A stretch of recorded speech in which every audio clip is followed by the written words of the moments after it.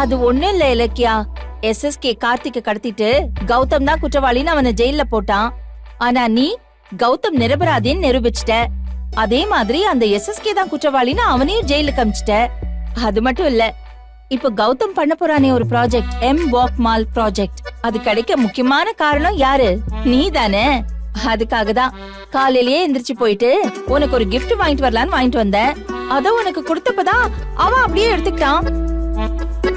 கௌதம், எங்க அந்த கிஃப்ட்? கொடுங்க பாக்கலாம். மாட்டேன். ஏன் இவ்ளோ பிடிவாதம் பிடிக்கிற? குடு.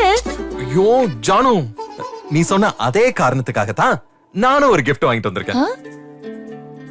அத ஒன்ன வச்சு இலக்கியா கிட்ட குடுக்கறதுக்காக தான் ஒன்ன தேடினேன்.